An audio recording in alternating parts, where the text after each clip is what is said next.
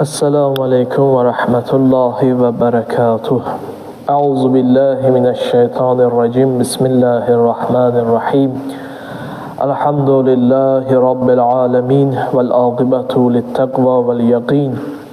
Vessalatu vesselamu ala seyyidina ve nebiyyina ve tabibi kulubina ve şefi'iz zunubina Ebil Kasimi Mustafa Muhammed.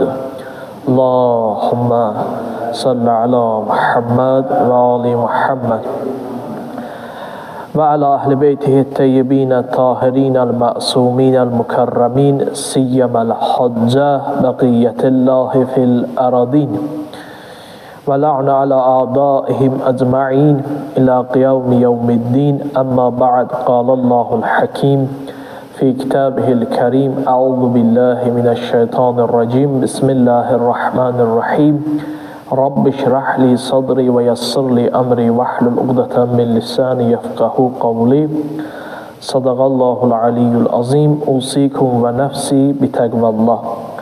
Sizi və özümü ilahi təqvaya riayət eləməyə dəvət edirəm.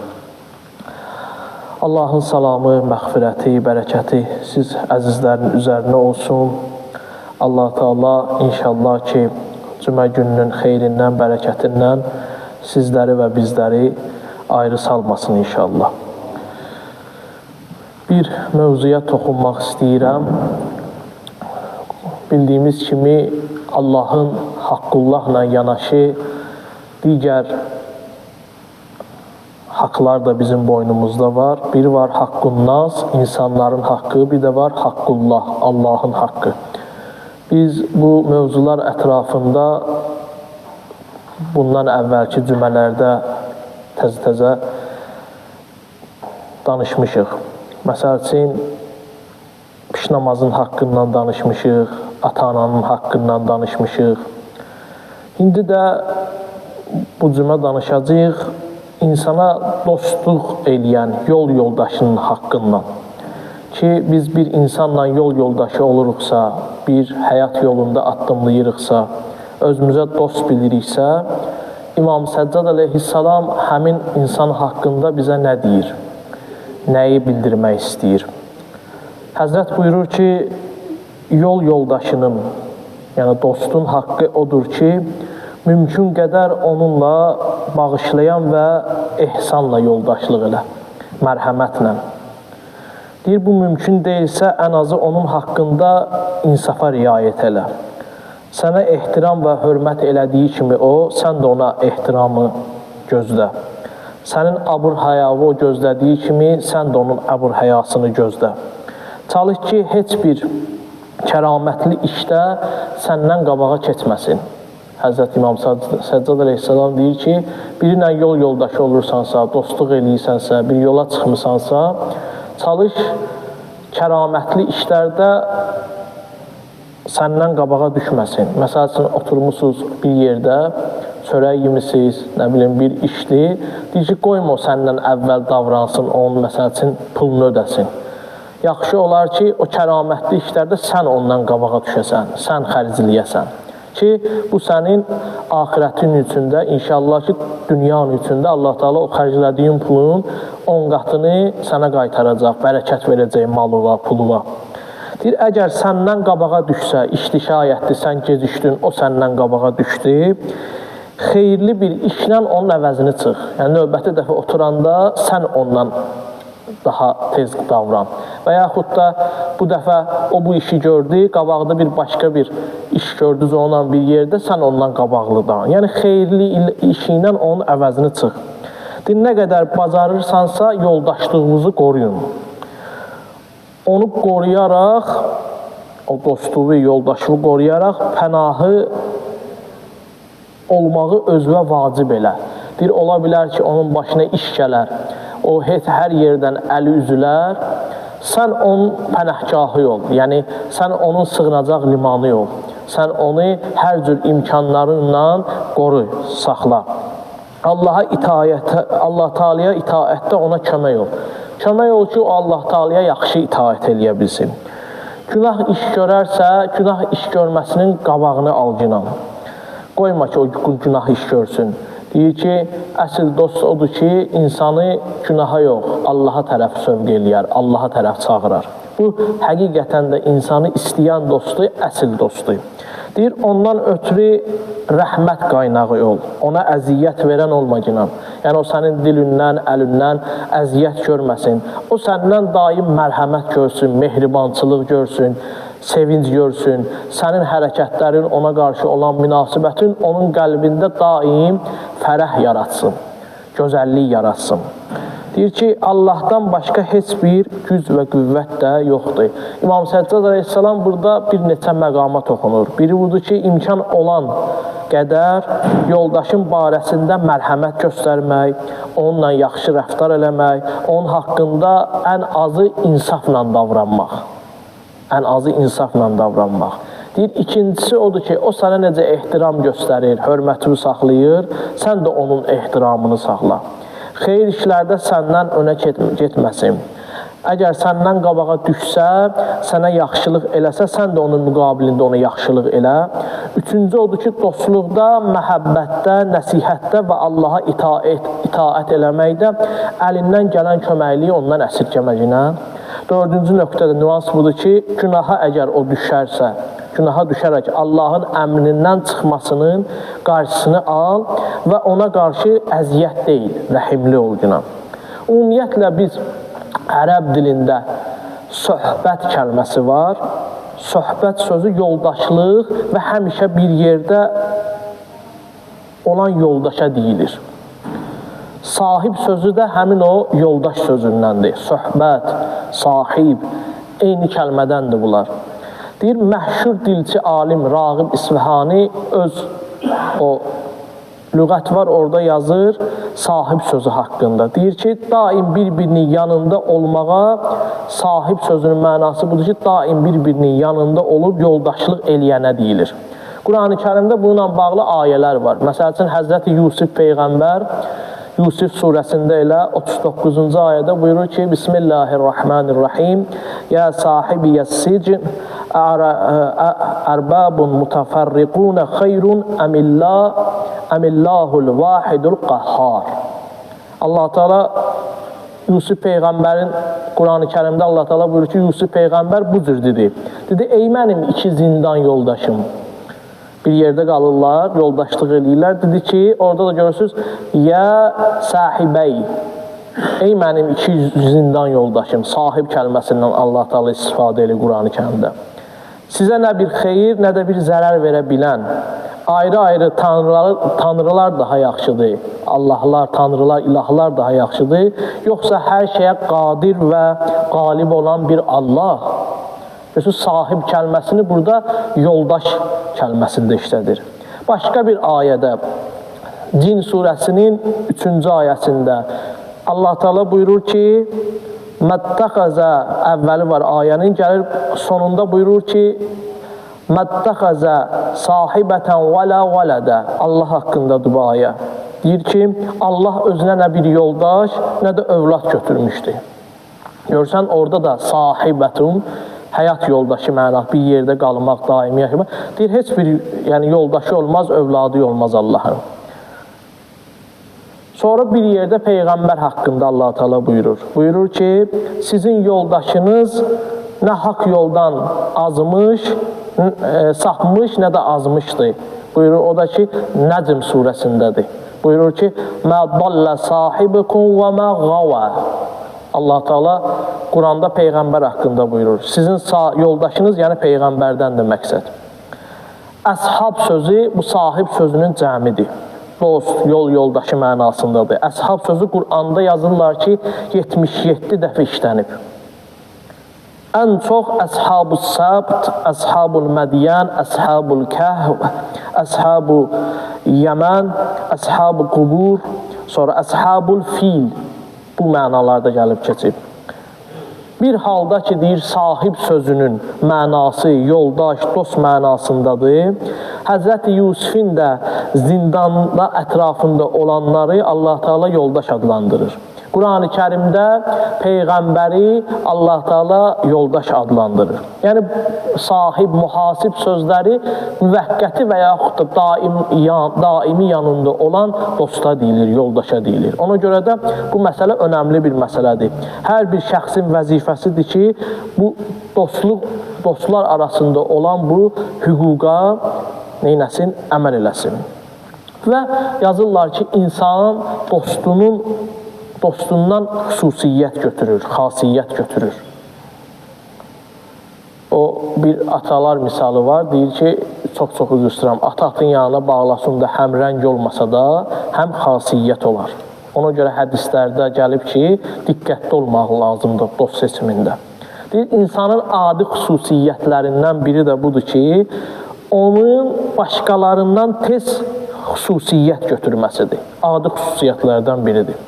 İnsan həm özü xüsusiyyət qəbul edir, həm də öz xüsusiyyətlərini başqalarına ötürə bilir. Məsəl üçün, məndə bir xüsusiyyət var, kim mənimlə oturur, durur, dostluq eləyir və yaxud da bir başqasında bir xüsusiyyət var, mən onunla otururam, dururam, onun xasiyyəti mənə keçir, mənim xasiyyətim ona keçir. Bu deyir, insan üçün adi xüsusiyyətlərdən biridir ki, insan öz xüsusiyyətini də başqasına keçirdə bilir, başqasından da nəsə götürə bilir. Ötürücüdür də, o var, Allah göstərməsin, deyirlər ki, o keçici xəstəlikdir. Məsələn, Allah göstərməsin, biri kirip olur, gəlirsən, yanında dolanırsan, əl verirsən, salamlaşırsan, ünsiyyətdə olursan, görürsən ki, səhərsin sənin də başlayır boğazın qıcıqlanmağa. Keçicidir, keçicidir bu. Deyir, bu insanda bəzi xüsusiyyətlər var ki, onlar keçicidirlər. Kimlə dostluq elədiyinə deyir, ona görə diqqət eləməlisən. Deyir, insanın şəxsiyyətini formalaşdıran bu cür xüsusiyyətlərin də belə deyir, rolu önəmlidir insanın şəxsiyyətinin formalaşmasında. Niyə görə deyirlər ki, övladlarımızı, uşaqlarımızı ailədən başqa digər ətraf mühit də formalaşdırır. O, kimlə oturub durursa, kimlə yoldaşlıq eləyirsə, onda olan xüsusiyyətlər təbii ki, o övlada da keçir. Ona görə bəzən görürsən, Qur'an-ı Kərimdə də ayələr var ki, insanlar öz yoldaşlarından, dostlarından peşmançılıq çəkəcəklər. Qiyamətin günü ayələr var. Deyir, o insanlar deyir, nə eləyərlər? Peşmançılıq çəkib fəryad eləyərlər. Məsələn, Qur'an-ı Kərimdə bir dənə ayə var. O gün Allah Teala buyurur ki, o gün zalim əllərini çeynəyib deyəcək. Və yəvmə yəuddu zalimu alə yədəyhi yəqul. Deyir, o gün deyir, zalim əllərini çeynəyib deyəcək. Nə deyəcək? Yə ləytəni ittəqadtu mə'ər rəsul səbilə. Deyəcək ki, kaş ki, mən Peyğəmbər vasitəsilə özümə doğru bir yol tutaydım. Peyğəmbər məni düzgün yola dəvət eləyirdi. Mən baxmadım onun sözünə. Kaş mən Peyğəmbər vasitəsilə özümə bir dənə doğru düzgün yol tutaydım. Ya veylətə ləytəni ləm ətəqiz fulanən xəlilə. Deyir, vay halıma, kaş filan kəsi özümə dost eləməyəydim. Ayədir ya bu. Furqan surəsi 27, 28, 29-cu ayələr danışır Allah Teala. Deyəcək ki, insan vay halıma, o zalim, özünə zülm edən, vay halıma, kaş filan kəsi özümə dost eləməyəydim. Arxasıca buyur ki, لَقَدْ أَدَّلَنِي أَنِ الذِّكْرِ بَعَدَ إِذْ جَاءَنِي وَكَانَ الشَّيْطَانُ لِلْإِنسَانِ خُذُولًا. Deyir ki, and olsun ki, Qur'an mənə gəldikdən sonra, Qur'anı mən biləndən sonra ki, bu Qur'andır, Qur'an mənə gəldikdən sonra məni ondan azdırdı yox. Yəni o dost ki, mən özümə dost bilirdim onu, vay olsun mənə, mən Peyğəmbəri özümə dost tutmadım, o dostu özümə yaxın buraxdım ki, o məni yoldan azdırdı.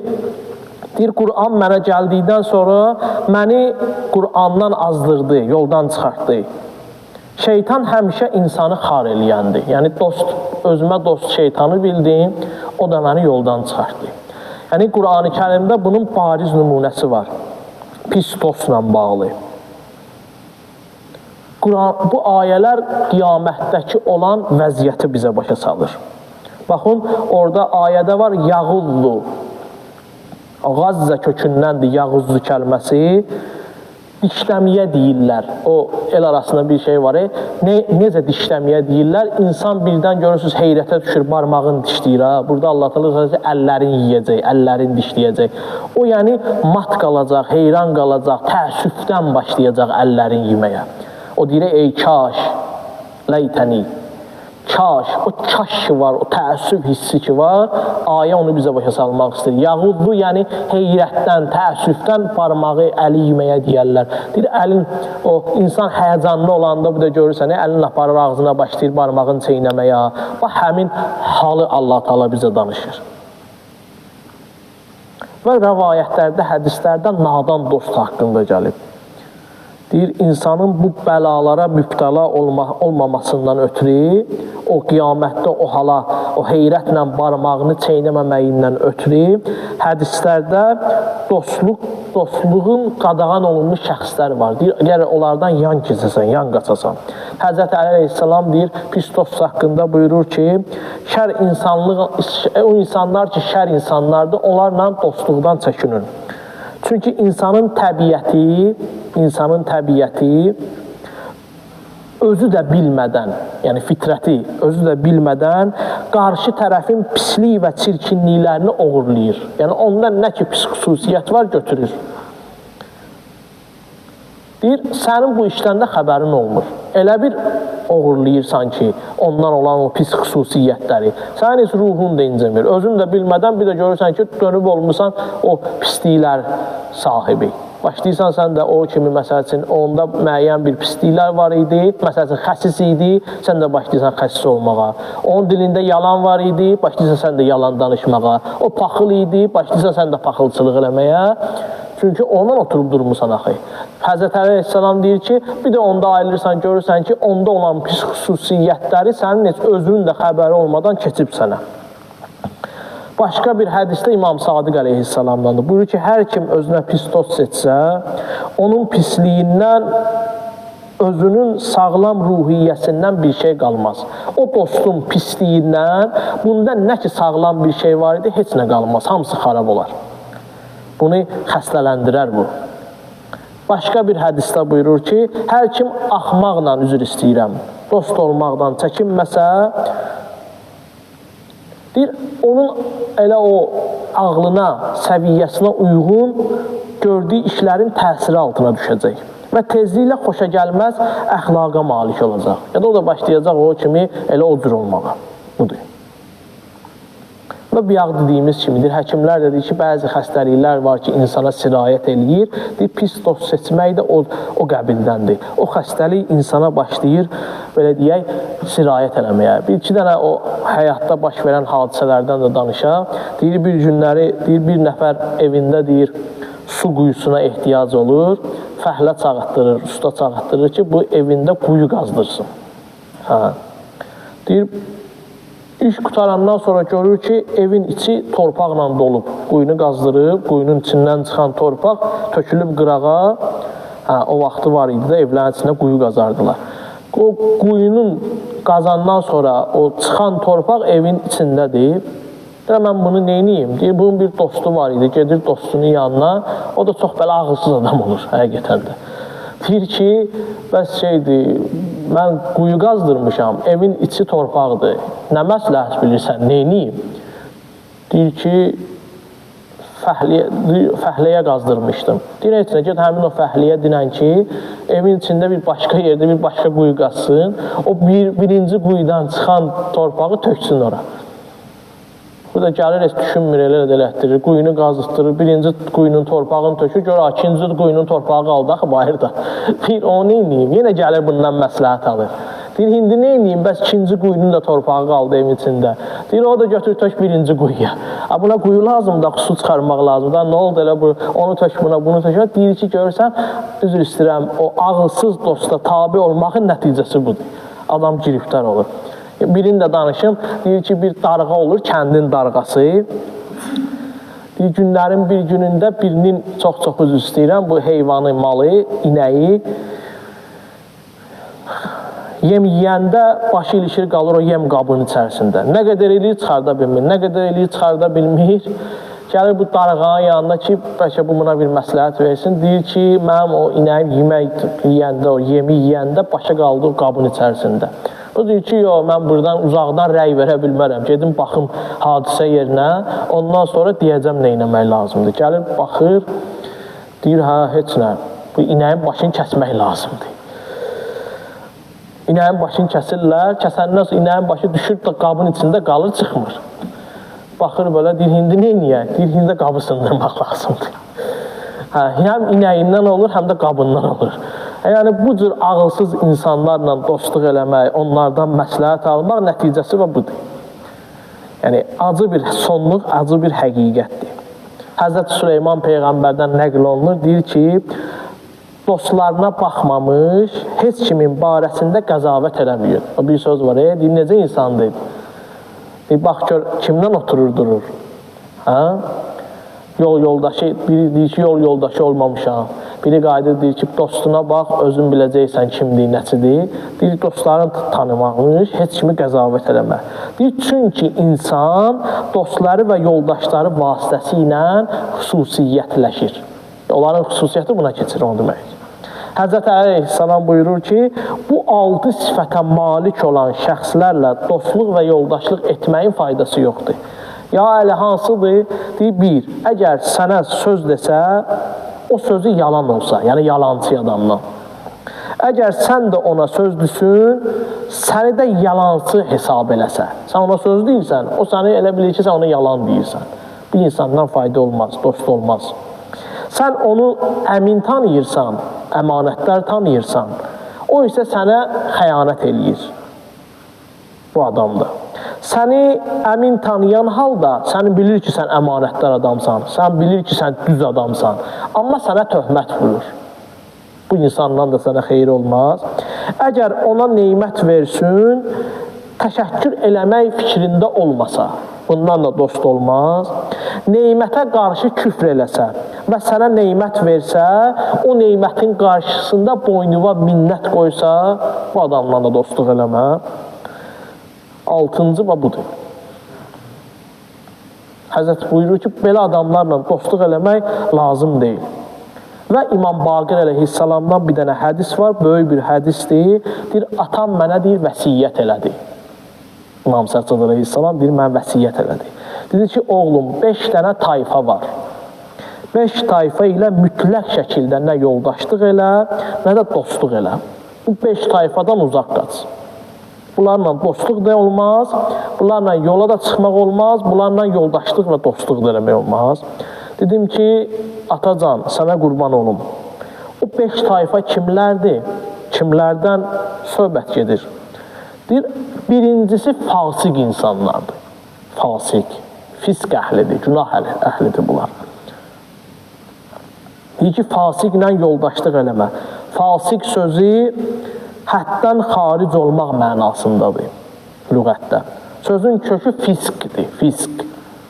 Yəni, Allahın hökmünü görməməzliyə vurmaq, təcavüz və zülm eləmək, xurmanın öz qabığından çölə çıxmasına deyirlər. Xurma ki, öz qabığından çölə çıxır, buna deyirlər fisk. Fasik budur. Bəndənin Allahın əmrindən çıxması, əyyaşlıq və üzr istəyirəm, qeyrətsizlik mənasında işlənir fisk. Bir fasik adamla yoldaşlıq eləmə. İmam Baqir əleyhissalama deyir, İmam Səccad. Nə deyir sonra? Deyir, əgər bu fasiklə dostluq eləsin, səni bir qarın yeməyə satacaq o. Səni bir qarın yeməyə satacaq, bəlkə ondan da az. Nəinki bir qarın, ondan da az yeməyə satacaq səni. Deyir, soruşdum ki, ondan da az deyəndə, yəni nəyə də bir qarından da az, deyir ki, hətta bir loxmaya belə satacaq səni. Bir dənə loxma var ha, qarın doymur ona. O loxmaya belə satacaq səni. Amma istədiyinə də çatmayacaq. İstədiyinə çatmayacaq, bir loxmaya da satacaq səni. Dedim ki, Yəbnə Rəsulillah, atacan, ikinci dəstə kimlərdir? Deyir, buyurdu ki, paxıl şəxslərlə yoldaşlıq eləmə. Paxıl. Paxıl, boxul sözündəndir. lüğətdə. Xəsislik, əlibərk, az xərc edən, tamahkar, pulsevər, nə bilim, rüsvayçı mənalarında işlənir. Bu deməkdir. Paxlı şəxslərdən də deyir, niyə görə? Çünki onun malına şiddətli ehtiyacın olduğu halda belə bir hal yaranar ki, sənin onun malına ehtiyacın olar, səni öz malından məhrum eləyər. Sonra buyurdum ki, bəs üçüncü dəstə kimdir? Buyurdu ki, çox yalancı insanlarla yoldaşlıq eləmə. Çox yalancı. O da mübaliğə şəklində kəzzab deyərlər onlara. Mübaliğə şəklindədir. Çox yalan danışana deyilir. Kəzzablarla deyir, yoldaşlıq eləmə. Çünki bu cür yalancı, çox yalancı olan dost ilğim kimidir. İlğim kimidir. Yaxın itaət yolunu sənə uzaq eləyər. İtaət yolu yaxındır, səni uzaq eləyər. İtaətdən səni uzaq salar. Yaxın itaət yolunu səni uzaq edər və yolu uzaq olan günahı sənə yaxınlaşdırar. Allaha ibadəti itaətdən səni yayındırar. O ki, günah səndən uzaq idi, o günahı da sənə yaxınlaşdırar. Dedim ki, bəs dördüncü tayfa kimlərdir? Dedi ki, nadən və ağıldan kəm insanlarla yoldaşlıq eləmə. Çünki o sənə xeyir vermək istəyəcək. Amma zərər verəcək. İstəyəcək ki, səni xeyir versin, amma ağılsızlığı, ağıldan kəm olmağı ucbatından sənə başlayacaq zərər verməyə. Bir axırda soruşdum ki, bəs beşincilər kimlərdir? Hamin tayfa kimdir? Buyurdu ki, qohum əqrəbası ilə əlaqəni kəsənlərlə də yoldaşlıq eləmə. Dedi ki, çünki mən, İmam Səccad deyir, çünki mən Qur'anda onların 3 dəfə Allah tərəfindən lənətləndiyini görmüşəm. Harada? Buyurur ki, Qur'anda ayə var. Fəhəl əstəytum in təvəlləytum ən tufsidu fil ardi və tuqaddi'u ərhaməkum. Ulaikəl-ləzīnə la'nəhumullahu fəəsəmməhum və a'ma absarahum. Ayə Muhammed surəsindədir. Buyurur ki, əgər üz döndərsiniz, sizdən yer üzündə fitnə, fəsad törətmək və qohumluq tellərini qırmaqdan başqa bir şey gözləmək olarmı? Allah ona sual verir. Deyir, üz döndərsiniz, üz döndərməyimizin nəticəsində bu yaranacaq. Qohum əqrəba ilə telləri qıracaqsınız və yer üzündə fitnə, fəsad törədəcəksiniz. Onlar Allahın lənət etdiyi kar və gözləri kör olan kəslərdir. Allah Teala bir dənə lənət elədi. Sonra buyurur ki, Allahla əhd bağladıqdan sonra onu pozanlar. وَالَّذِينَ يَنْقُضُونَ أَحْدَ اللَّهِ مِنْ بَعْدِ مِيثَاقِهِ وَيَقْطَعُونَ مَا أَمَرَ اللَّهُ بِهِ أَنْ يُوصَلَ وَيُفْسِدُونَ فِي الْأَرْضِ أُولَٰئِكَ لَهُمُ اللَّعْنَةُ وَلَهُمْ سُوءُ الدَّارِ. Buyurur ki, Allahla əhd bağladıqdan sonra onu pozanlar Allahın birləşdirilməsini əmr etdiyi şeyləri qıranlar, yəni qohumluq əlaqəni Allah Teala deyib ki, birləşdirin, vəhdət yaradın, birləşin, möhkəm olun. Allah əmr eləmişdi ki, birləşin, bunlar qırarlar onu. Bunlar o əmri qırarlar. Yer üzündə fitnə, fəsad törədənlər isə lənətə düçar olacaqlar. İkinci lənət, deyir, onların axirətin pis aqibəti gözləyir, yəni cəhənnəm gözləyir. İkinci dəfə lənət. Üçüncü hansıdır? Deyir, yenə Allah Teala buyur ki, وَالَّذِينَ يَنْقُضُونَ أَحْدَ اللَّهِ مِنْ بَعْدِ مِيثَاقِهِمْ وَيَقْطَعُونَ مَا أَمْرَ اللَّهِ بِهِ أَنْ يُوصَلَ وَيُفْسِدُونَ فِي الْأَرْضِ أُولَٰئِكَ الْخَاسِرُونَ. Bəqərə surəsi 27-ci ayədir. Deyir ki, o kəslər ki, Allahla əhd bağladıqdan sonra onu pozarlar, onu pozur, Allahın birləşdirilməsini əmr etdiyi şeyləri, yəni qohumluq əlaqələrini parçalayır və yer üzündə fitnə, fəsad törədirlər. Məhz belələri ziyana uğrayanlardır. Bu da üçüncü. Hz. İmam Səccad əleyhissalam deyir ki, bu adamlarla dostluq eləmə ki, onlar qohumluq əlaqələrini kəsiblər, əhd pozublar. Ondan sonra Allahın əmr etdiyinin əksinə gediblər. Bunlardan da sənə dost olmaz. Və İmam Həsən əleyhissalam yoldaşlıq barəsində Cünadə İbn Ümeyyə məsləhət verir, nəsihət verir. Deyir ki, Cünadə, öz nəfsündən həmişə hesab apar. Özünü hesab kitab elə. Həmişə özünü hesab kitab elə. Əgər çətinliyə düşsün, kişilərlə yoldaşlıq elə. Kişilərlə yoldaşlıq elə. Bu xüsusiyyətlərlə, yəni kişi olanlarla yoldaşlıq et. O kəslər ki, onlarda ki, bu xüsusiyyət var, onlarla elə. Hansı xüsusiyyətlər? Deyir, o kəslər ki, sənə zinət olsunlar. Zillət yox, sənin zinətin olsunlar. Dostluqda sənə başucalıq gətirsinlər. Hüzuruna gedəndə, onların hüzuruna gedəndə səni qəbul edib qorusun. Səni qorusun. Onun köməyinə ehtiyacın olanda sənə kömək eləsin. Ona söz deyəndə sözünü təsdiqləsin. Onunla dostluq əhdini bağladığın halda əhdində möhkəm olsun.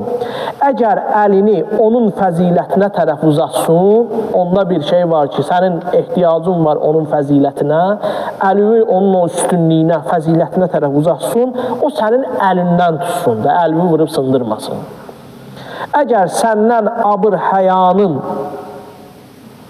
bir şey gördü ki, sənin abır-həyun aradan gedir. Əgər səndən bir şey görsə ki, sənin abır-həyun aradan gedir, belə bir şey baş versə, həmin sənin abır-həyavı qorumaqdan ötürü o sənin o, belə deyək, eybivi gizlətsin. Əgər sənin tərəfindən yaxşılıq görsə, onu nəzərə alsın. Əgər ondan bir şey istəsən, sənə versin. Əgər ruzigarın hadisələri ilə qarşılaşsın, sənlə bərabər və qardaş olsun. Yəni, qəm gününə qəmlənsin, şad gününə şadlansın. O belə. Sonra Həzrət Əleyhisselam buyurur ki, yalnız sağlam düşüncəli, ağlı və Allahdan qorxan şəxslərlə yoldaşlıq elə. Yalnız öz nəfsini paklayan alimlərlə yoldaşlıq elə. Bəzən olur, mən yoldaşlıq eləyirəm, alimlə oturub durum. Deyir, yox, o alimlə oturdur ki, o alim nəfsini paklayır.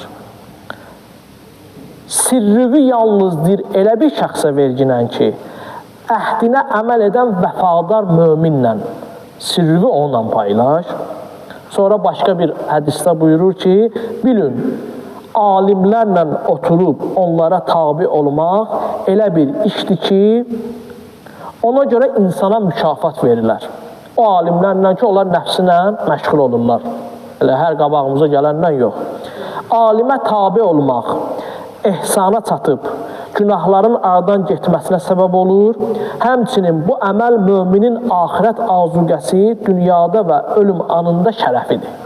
Onlarla oturub durmaq. Həzrət buyurur ki, dostluq eləmək istəsiniz, bu cür insanlarla dostluq eləyin. İmam Baqir Əleyhisselam hədisində dedi, 5 tayfanla dostluq eləməyin. Ondan əvvəl də bir 6 dəstədə Həzrəti Əmirəl-Mömin Əleyhisselam bildirdi. Allaha and verək izzət və cəlalı xatirinə Allah Teala bizi həqiqi insanlarla oturub durmağı, dostluq eləməyi nəsib eləsin. Əuzu billahi minəşşeytanirracim. Bismillahirrahmanirrahim. İnna a'taynakal kevser fasalli li rabbika venhar inna şani'aka huvel abtar. Sadaqallahul aliyyul azim. Peyğəmbər və ali peyğəmbərə salavat zikr eləyək. Allahumma salli ala Muhammed ali Muhammed acil faraj. Bəd varis o varislər dünyasını dəyişmiş, alimlər, abidlər, şəhid və siddiqlər ruhları şad, salavat zikr eləyək. Allahumma salli ala Muhammed və ali Muhammed. Məscid mənbər inşa eləyənlər, xüsusən, məxsusən bu məscidi mənbər inşa eləyib, haqq dünyasında olanlar var. İstirahət ruhları haqqında salavat zikr eləyək. Allahumma salli ala Muhammed və ali Muhammed və acil faraca. Euzu billahi mineşşeytanirracim. Bismillahirrahmanirrahim. Elhamdülillahi rabbil alamin. Vessalatu vesselamu ala Rasulillahil amin. Habibi ilahina ve tabibi nufusina Ebil Qasim Mustafa Muhammed. Allahümme salli ala Muhammed ve ali Muhammed ve accil faracem. Ve ala aliyin emiril mu'minin ve ala Fatimete Zehra ve ala Hasani ve Hüseyin ve Ali ibnil Hüseyin ve Muhammed ibn Ali ve Cafer ibn Muhammed ve Musa ibn Cafer ve Ali ibn Musa ve Muhammed ibn Ali ve Ali ibn Muhammed ve Hasan ibn Ali ve Hüccetil Qaimil Mahdi. Sallallahu aleyhi Muhammed Muhammed. Allahümme salli ala cemil enbiyai vel mursalin ve şühedai ve sıddiqin. Allahümme agfir lil mu'minina vel mu'minat vel muslimina vel muslimat el ahyai minkum vel envat. Usikum ve nefsi bi tekvallah. Sizi və özümü ilahi təqvayı riayət eləməyi tövsiyə edirəm. Meyraz gecəsində Həzrəti Peyğəmbər Allah Taala'dan soruşur ki, ilahi, sənin üçün ən dəyərli şey nədir?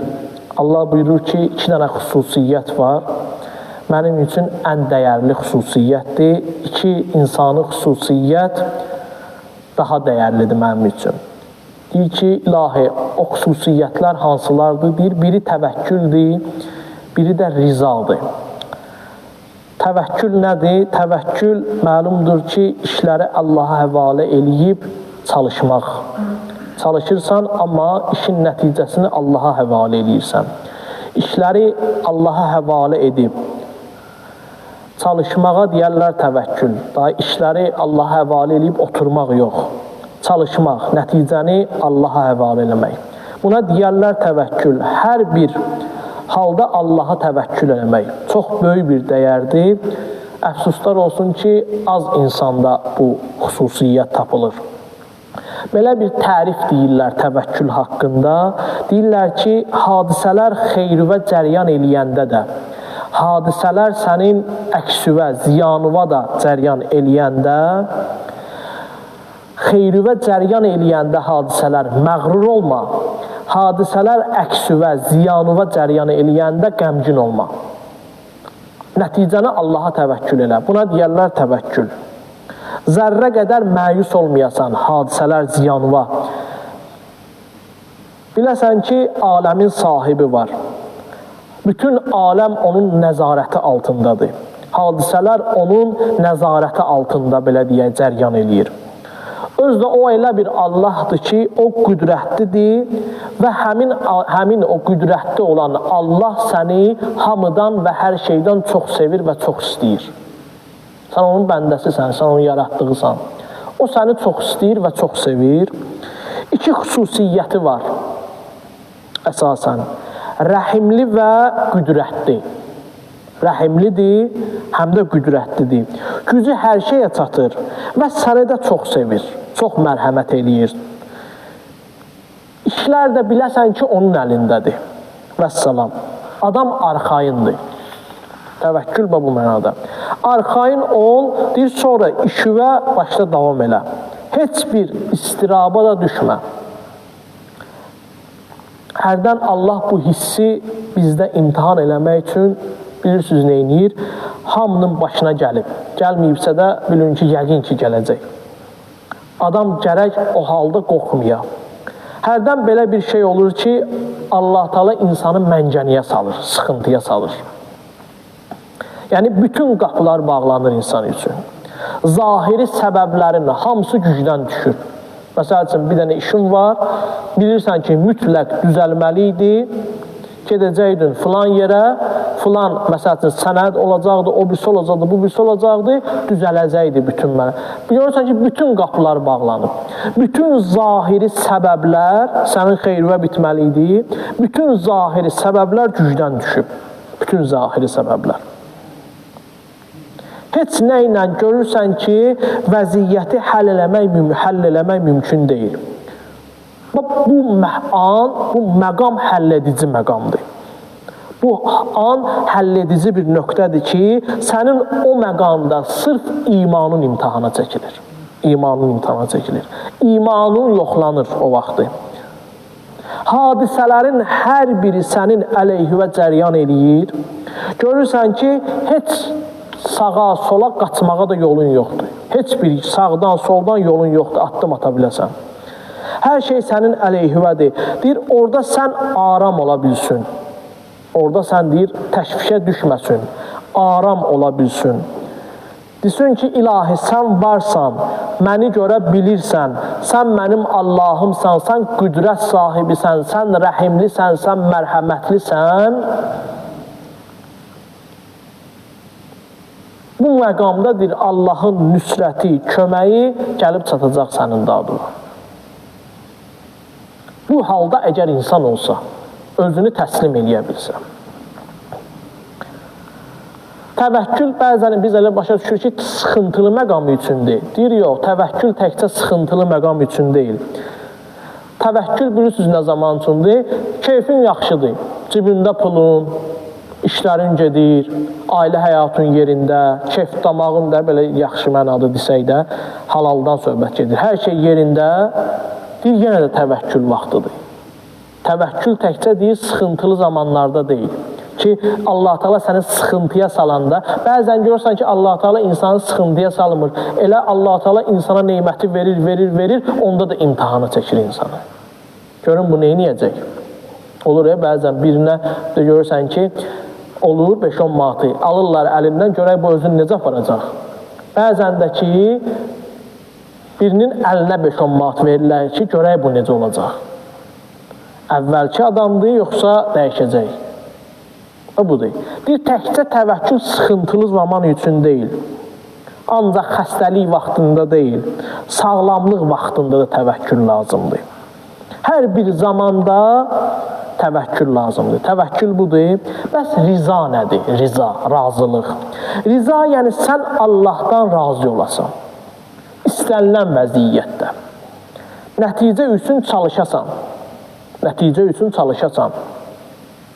İndi biz bəzən görürsən, riza deyiləndə deyirsən ki, hər şeyə razı olasan, bəziləri ki, indi da elə bəla gəlsin bizə, o bəziləri olur axı, görürsən, deyirsən, ay yox, belə, deyir, yox, oturum evdə elə, deyir, yox, deyir, çalışacaqsan, sadəcə nəticəyə razı olacaqsan. Ay Allah, bunu bilmirsən, mən çalışdım, əlimdən gəldiyim budur, bu qədər çalışırdım, bunu bacarırdım daha doğrusu, mən bunu eləyə bildim. Nə versin, razıyam mən. Bəziləri deyir ki, başıma nə gəlsə, deyir, yox, başıma gəlsə, yox. Müsəlman çalışır problemlərini həll eləsin, həyatın nizama salsın, hədəflərinə sarsın, özdə var gücü ilə çalışmalıdır. Amma nəticə bu cürdə ola bilir, o cürdə ola bilir. Buna deyərlər riza. Və riza, rizayət məqamı böyük bir məqamdır. Sən Allahdan razı olduqda səbəb olur ki, Allah da səndən razı qalsın. Hardan deyirəm? Quran-ı Kərimdə deyir, buyurur ki, Allahdan radiyyətən mərdiyyə. Onlar Allahdan razı, Allah da onlardan razı. Razı ol ki, səndən razı olsunlar.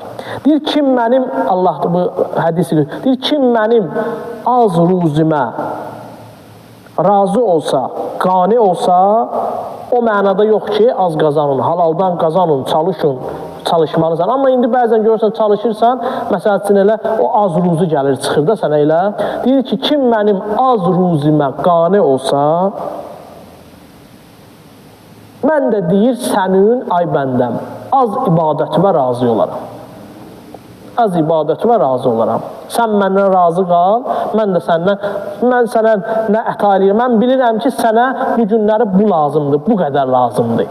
Mən onu verirəm sənə, sən şükür eləsin, küfr eləməsin, şikayət eləməsin, razı olsun, şükrünü çoxalsın. Mən də səndən bir şey istəmirəm. Mən demirəm gecədən axşamacan, səhərə qədər, səhərdən axşamacan gəlib ibadət eləyəsən. Elə gündəlik ibadəti eləsin, mən də səndən razıyam. Mən də səndən razıyam.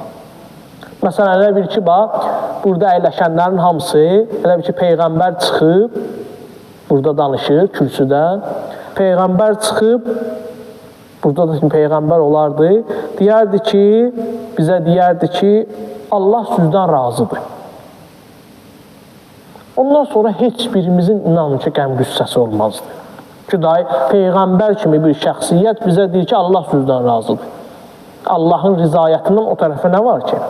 Abdullah İbn Məsud deyir ki, Peyğəmbər bir nəfər üçün dua elədi. Həmin o duaya qibtə elədim mən. Təbuk döyüşü idi. Təbuk döyüşündən qayıdırdıq. Təbuk döyüşündə şəhid verməyib. Döyüş olmadı da, qayıtdılar, gəldilər. Səs düşdü birdən. Görüm, nə səsdir? Yaxınlaşdım, gördüm ki, bir başqa səhabə, onun adı Abdullah idi. Peyğəmbər həmin o Abdullah dünyasını dəyişib, onu qəbrə qoyur.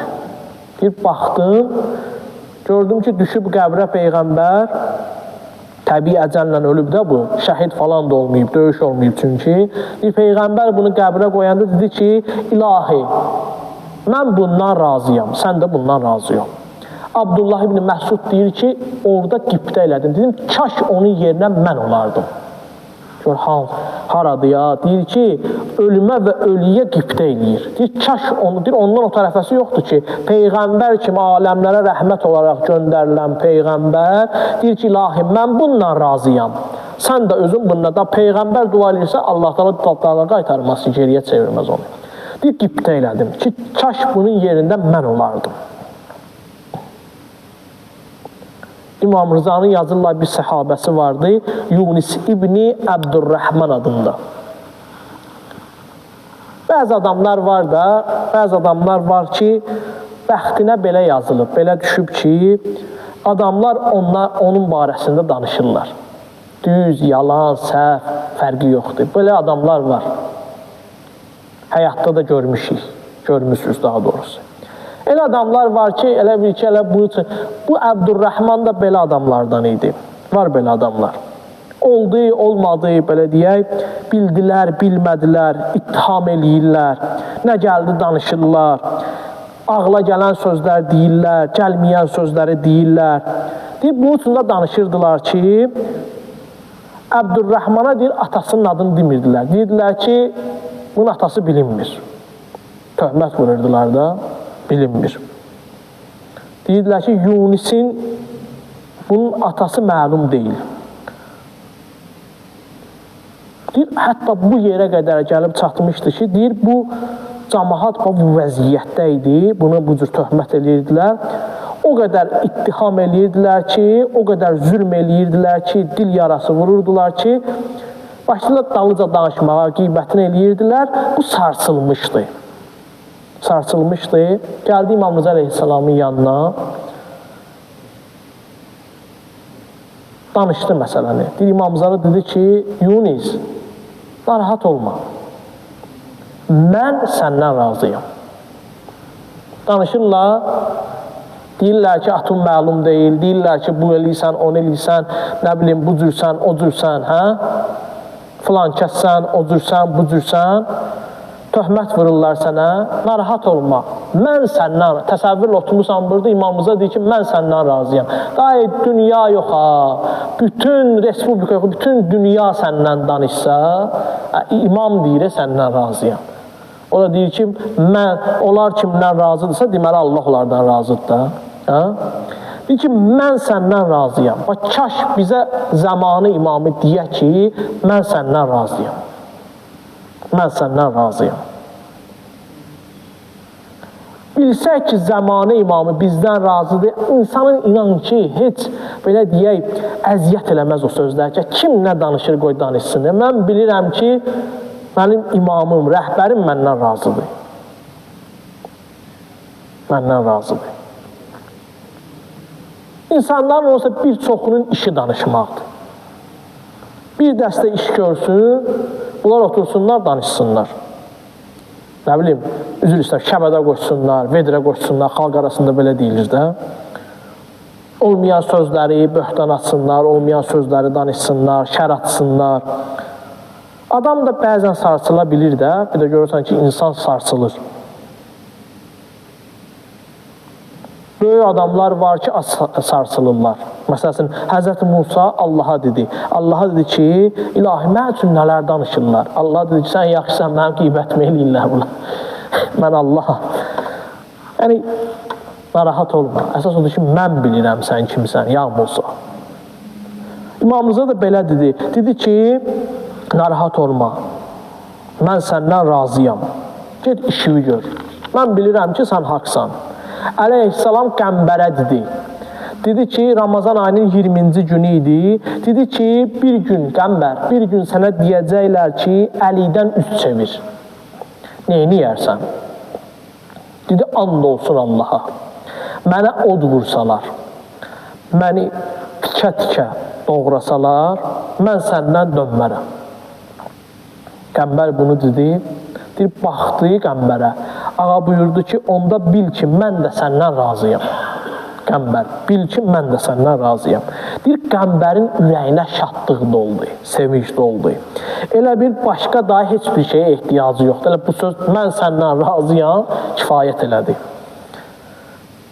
Allah'dan Peyğəmbər Meyrazda soruşdu ki, ilahi, bir adamdan razı qalmısan ha, o razılığın əlaməti olaraq hardan bilək ki, bir adamdan razısan? Bunun əlaməti nədir? Necə bilmək olar ki, sən həmin adamdan razısan? Allah buyurdu ki, ona 3 dənə şey verərəm. Bir adamdan mən razıyamsa, ona 3 dənə xüsusiyyət verəcəm. Nə verəcəksən ilahi? Buyurur ki, şükran la yuxalifuhul cəhəl. Ona bir şükür verərəm. O şükrü agəhlıq üzərindən eləyər. Cahilliyindən şükür eləməz. Neymətin sahibini tanıyar, neyməti tanıyar. Neymətin sahibini tanıyar, mənə şükür eləyər. Cahilliyindən şükür eləməz ha. Biri var ki, şükür eləyir, amma bilmir ona hansı neymət verib, kim verib o neyməti, elə şükür eləyir. Bir də var ki, Allah Teala deyir ki, mən ona şükür eləməyi verərəm. O şükür eləməyi ki, o şükürdə cahillik yox, aqillik var, agəhanə, agəh olaraq şükür eləyər mənə. Bilər, neymətin sahibini tanıyar. İkinci nədir ilahi? Deyir, zikrən la yuxalifun nisyan. Ona bir zikir verərəm, məni yad eləmək verərəm. O yad eləmək unutqanlığı üzərindən olmaz. Daim mən onun yadında olaram. Daim məni zikr eləyər, unutqanlıq üzərindən zikr eləməz, daim onun yadında olaram. Allah da adamın yanında olanda güclü olur adam, qüdrətli olur, qüvvətli olur. Ləzzətli olur ümumiyyətlə yaşayış. Həlavətə zikr. Belə bir söz var, deyir ki, ilahi, səni yad eləməyin ləzzətini mənə dadızdır. Hər bir şey Allahı yad eləmək və onunla münacət eləmək kimi ləzzətli deyil. Hər şey bu ləzzətin aşağısındadır. Heç vaxt insan bu ləzzəti dadandan sonra sarsılmır. Ən çətin vaxtda adamın köməyinə çatır. Musa İbni Əbu Hümeyl, İmam Sadiq Əleyhisselam səhabəsi dedi ki, xəlifə tutmuşdu onu, gətirmişdilər. Şallaq vururdular, şallaqlayırdılar. 120-yə qədər şallaq vurdular. Şallaq da elə-belə bir şey, dildə asatdır. 120 dənə şallaq. İmam Sadiqin tələbələrinin adını istəyirdilər ondan. 120-yə çatdı, vurdular 120-cisini, dedi ki, diyanın deyəcəm. Başqa bir səhabəsi var idi, insanların içərisində vururdular şallağı. O da diyanıb baxırdı, gördü ki, bu artıq büdürüyür, bir dənə kəlmə işlətdi. Qayıtdı ki, uzkur, xatırla, Allahı yad elə, Allahı xatırla. Bir bu, Əbu Hümeyl başladı Allahı xatırlamağa, Allahı yadına saldı, dedi ki, demirəm. Başladılar təzdən vurmağa. Deyib, bu cür zikir verərəm ki, o zikir adamı ehtiyatsız eləyir, güclü, qüdrətli eləyir. Bəs ilahi, üçüncü nədir? Deyir, üçüncü ona elə bir məhəbbət verərəm ki, heç nəyi məndən üstün bilməz. Onun qəlbində elə bir məhəbbət, mən özümə qarşı məvəddət, məhəbbət, eşq qoyaram ki, o mənim yerimə heç kimi qoymaz. Orada, yəni, bilirsiniz də, qəlb hərəmullah, Allahın hərəmiddə. Həzrət Əleyhisselam dedi ki, onun qəlbin qapısına bir gözətçi qoydum. Allahdan digərini ora buraxmadım. Mal, pul, övlad, zövcə, o birisi, bu birisi, onlar heç biri. Heç birin məhəbbətini qoymadım. Oranı pak saxladım. Oraki pak oldu, pak qaldı. Allah deyir ki, nə istəsin sərəcəm ayağının altına. Nə istəsin sərəcəm ayağının altına. Quranda ayə var. Deyir, əgər atalarınız, övladlarınız, dostlarınız, qardaşlarınız, kasatlıqdan qorxduğunuz ticarət və s. və ilaxır sizə Allah və onun peyğəmbərindən əzizdirsə, Allahın əzabını gözləyin. Bu saydıqların ata, ana, atalarımız, övladlarımız, dostlarımız, qardaşlarımız, ailə, burada kasatlıqdan qorxduğumuz ticarət, mal, mülk, əgər Allah və onun peyğəmbərindən sizə əzizdirsə, üstündürsə, onda Allahın əzabını gözləyin. Mütləq imtihan olunacaqsınız. Sevdikləriniz Allahdan üstün oldusa, onda heç nə. Bunları sizə müqəddimə olaraq dediyim, Allaha sığınmaq idi mövzu. Qarşıdan xanım Zeynəb-i Kübranın mövludu gəlir. Bir neçə kəlmə də xanım haqqında deyim, elə mövlud mübarəkliyi olsun, təbərrük və təvəkkül eləyək xanım Zeynəbə. Dedim, bir 5 dəqiqədə xanım Zeynəblə inşallah xütbəni tamamlayaq. Zeynəb salamullah əleyha saydığımız təvəkkül və riza xüsusiyyətlərinin fövqündə idi, zirvəsində idi. Xanım Zeynəb qiyamətdə inşallah biz xanım Zeynəbi tanıyacağıq, biləcəyik ki, xanım Zeynəb kimdir. Xanım Zeynəb nə böyük əzəmət sahibi idi.